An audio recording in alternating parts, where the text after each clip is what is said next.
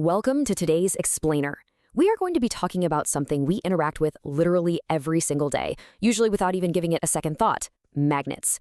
But the story of how humanity went from viewing magnetism as this mystical, pure magic to totally mastering it as a foundational pillar of modern technology, well, it is an absolutely fascinating journey. Let's dive right in.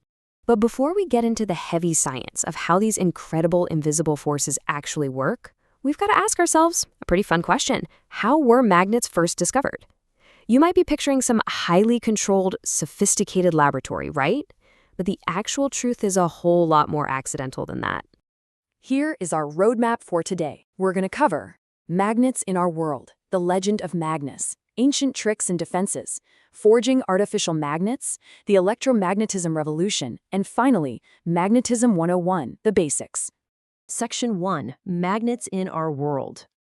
When you really stop and think about it, the sheer scale of magnetic applications around us is just staggering. I mean, they are everywhere. We're talking about everything from a basic fridge sticker holding up your grocery list to magnetic screws helping builders get into tight corners. They're the compasses guiding ships through massive storms, the giant cranes effortlessly lifting tons of heavy scrap metal, and of course, the life-saving MRI scanners that can actually peer inside the human body. They are basically the invisible muscles pushing all of our modern tech forward. To really understand how we got to this point, we need to trace the timeline back across the centuries.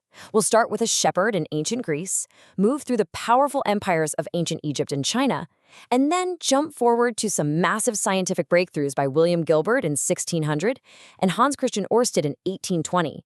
Section 2. The Legend of Magnus. So, like I mentioned earlier, this wasn't discovered by a scientist peering through a lens. It happened on a rugged mountain. According to Greek legend, there was this shepherd named Magnus just out herding his sheep in a region called Magnesia. Suddenly, he realizes he literally can't lift his feet. The iron nails in his sandals and the iron tip of his walking stick were firmly, mysteriously stuck to a large rock. That very stone he stepped on was later named magnetite in his honor. What Magnus had actually stepped on is what we now call a lodestone. It's basically a naturally magnetized piece of magnetite. And magnetite is just one of the 3 naturally occurring oxides of iron that easily attracts other iron. Basically, the Earth itself had slowly magnetized these rocks over countless years, leaving them sitting right there on a mountain, just waiting to catch a random shepherd's shoes. Section 3. Ancient Tricks and Defenses. Now, what's super cool is how different early empires utilized this strange, seemingly magical power. Ancient Egyptians figured out that magnetic forces could repel as well as attract, so they carefully positioned magnets to create these wild illusions of floating idols and objects of worship midair. Ancient China, on the other hand, they took a purely defensive approach. An emperor actually constructed the front gates of his palace entirely out of heavy lodestone. Since invading enemies wore metal armor, the magnetic gates would literally trap them flat against the walls the second they tried to storm the palace. Talk about a real game changer in ancient warfare. Section 4.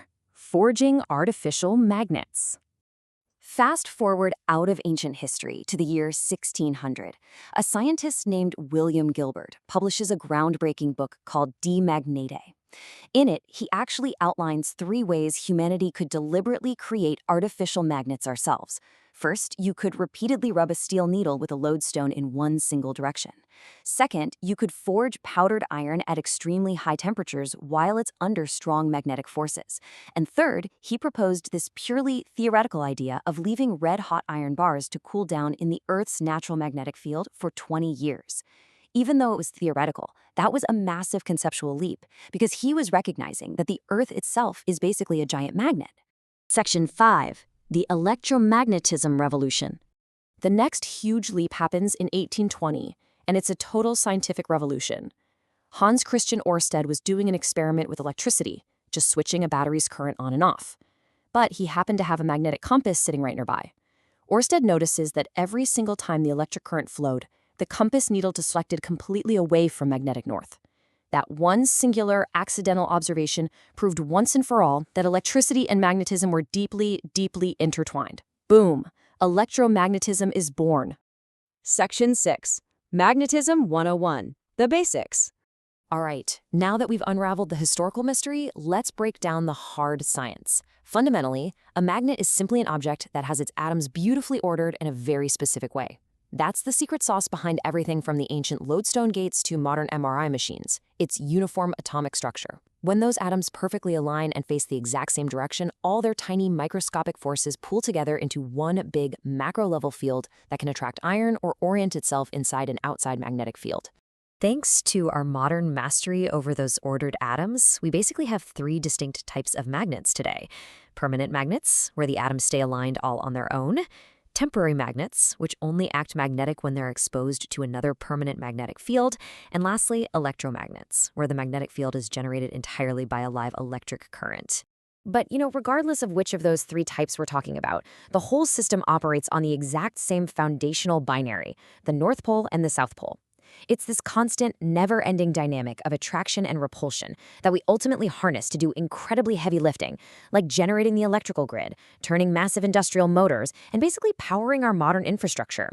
So as we wrap up today's explainer, just take a second to consider the sheer trajectory of this journey. We literally went from a shepherd getting his shoes stuck to a rock in ancient Greece to generating global electric grids and peering non-invasively inside the human body. So considering just how far we've come, what unbelievable sci-fi level technologies do you think magnetic forces will help us build next? Frictionless levitating public transit? Clean, limitless fusion energy? The possibilities really are as powerful and as boundless as the invisible fields themselves. Thanks so much for joining me today.